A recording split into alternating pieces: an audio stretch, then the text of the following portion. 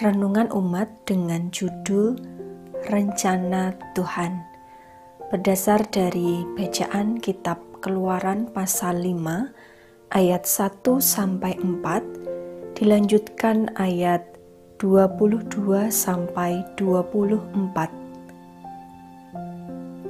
Kemudian Musa dan Harun pergi menghadap Firaun, lalu berkata kepadanya, "Beginilah firman Tuhan, Allah Israel, biarkanlah umatku pergi untuk mengadakan perayaan bagiku di padang gurun." Tetapi Firaun berkata, "Siapakah Tuhan itu yang harus kudengarkan firman-Nya untuk membiarkan orang Israel pergi?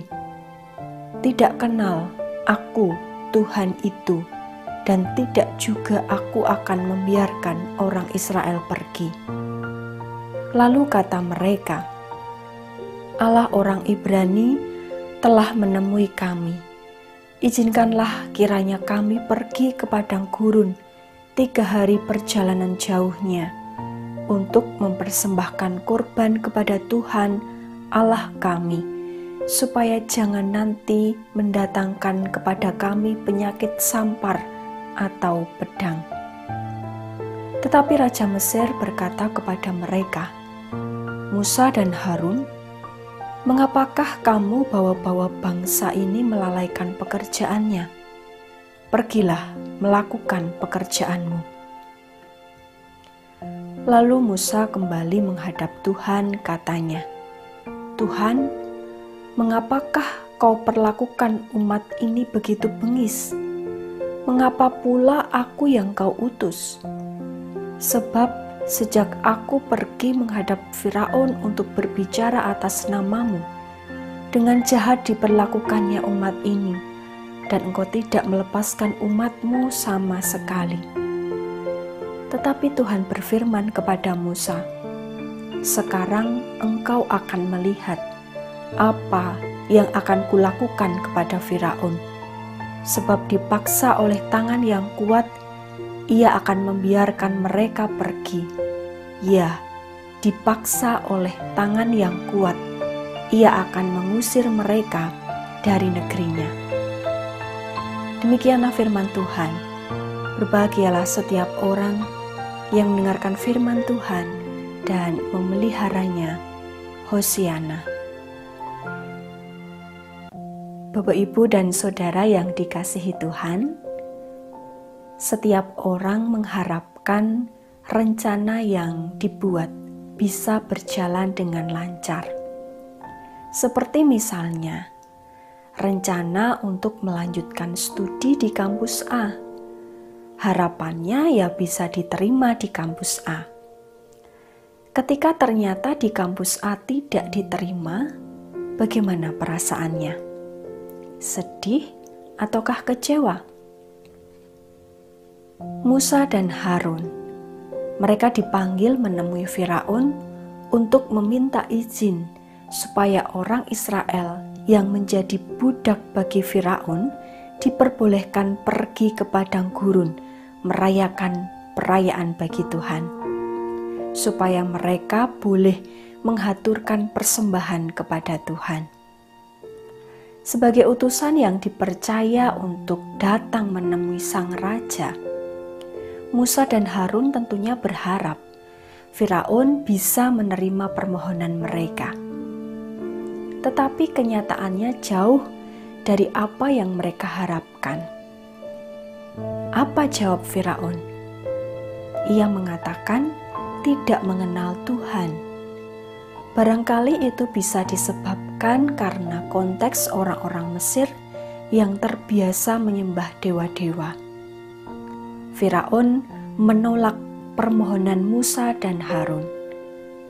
Sebagai orang yang berkuasa, ia juga terlihat sangat memperhitungkan efektivitas pekerjaan yang seharusnya dilakukan oleh orang-orang Israel itu. Menurutnya, permohonan Musa dan Harun akan sangat mengganggu pekerjaan para budak, sehingga ia menolaknya.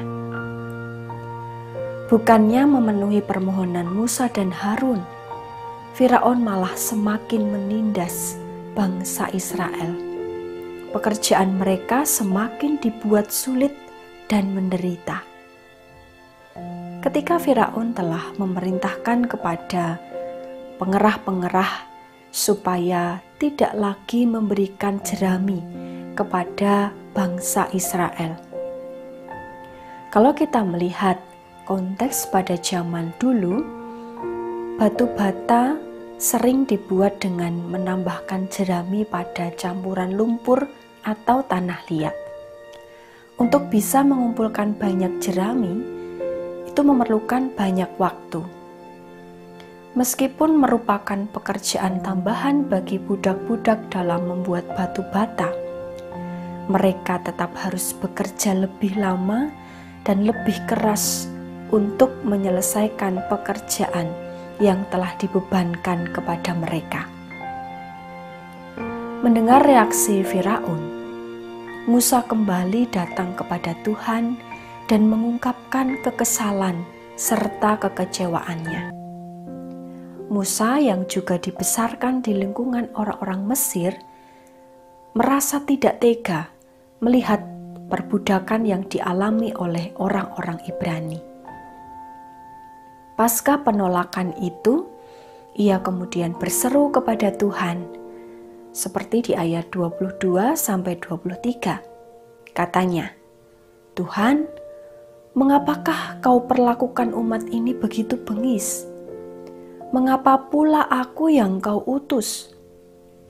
Sebab sejak aku pergi menghadap Firaun untuk berbicara atas namamu, dengan jahat diperlakukannya umat ini, dan engkau tidak melepaskan umatmu sama sekali." Wajar saja ketika Musa protes kepada Tuhan tentang penderitaan itu. Lalu bagaimanakah jawab Tuhan? Mari kita lihat di ayat 24. Tuhan berfirman kepada Musa, "Sekarang engkau akan melihat apa yang akan kulakukan kepada Firaun, sebab dipaksa oleh tangan yang kuat, ia akan membiarkan mereka pergi. Ya, dipaksa oleh tangan yang kuat, ia akan mengusir mereka dari negerinya." Tuhan sesungguhnya tidak tinggal diam. Ia mempersiapkan rencana bagi pembebasan umatnya dari penindasan Firaun. Akan ada saatnya, seperti firman Tuhan, bahwa tangan yang kuat yang akan membebaskan bangsa itu dari perbudakan. Rencana Tuhan barangkali tidak seperti harapan Musa dan Harun. Mereka yang diutus oleh Tuhan datang kepada Firaun, nyatanya ditolak. Bahkan bangsa Israel semakin ditindas, seolah tidak ada hasil yang baik, tetapi malah keadaannya semakin buruk. Namun kita memperhatikan juga apa yang dikatakan Tuhan kepada Musa, bahwa ia akan bertindak. Meskipun bangsa Israel harus hidup di Mesir selama kurun waktu kira-kira 430 tahun, tangan Tuhan yang kuat tetap senantiasa menopang dan tidak ditinggalkannya umatnya. Bapak, Ibu, dan Saudara yang dikasihi Tuhan, bagaimanakah dengan perjalanan kehidupan kita? Baikkah atau mengecewakankah? Barangkali kita juga pernah protes kepada Tuhan, "Mengapa ini terjadi? Kok lama sekali doaku tidak terjawab?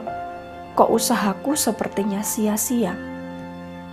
Kita cenderung merasa kecewa, seperti apa yang dirasakan Musa dan Harun. Tetapi mari kita meyakini perkataan Tuhan, bahwa Tuhan punya rencana. Ada tangan kuat yang selalu menuntun kita, dan tangan yang kuat itu yang kita yakini sebagai penyertaan Tuhan yang tidak pernah meninggalkan kita. Jika begitu, bukan kita yang kuat, tetapi tangan Tuhan yang menguatkan perjalanan hidup kita.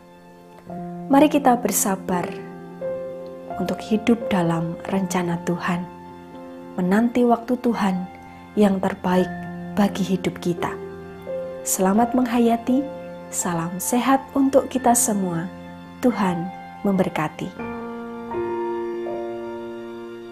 Mari kita berdoa. Terima kasih Tuhan, kami mengucap syukur atas berkat-Mu, melalui firman yang meneguhkan kami untuk setia hidup dalam rencana-Mu. Kami menyadari keterbatasan kami ketika kami cenderung merasa putus asa menghadapi kenyataan yang terjadi yang tidak sesuai dengan harapan kami. Saat ini kami diajak untuk menghayati tangan kuat yang selalu menyertai kami, bahwa kami tidak pernah ditinggalkan dan kasih-Mu menyertai kami. Meskipun berat jalan yang harus kami tempuh, Engkau menuntun kami. Begitu pula bagi jemaat-Mu, saudara-saudari kami yang saat ini berada dalam pergumulan hidup atau yang sedang sakit dan harus menjalani isolasi mandiri. Kami yakin Tuhan menguatkan dan kasih setia-Mu menyertai mereka. Terima kasih Tuhan, kami menyerahkan hidup dan perjalanan yang harus kami lalui ke dalam tangan kuasa-Mu.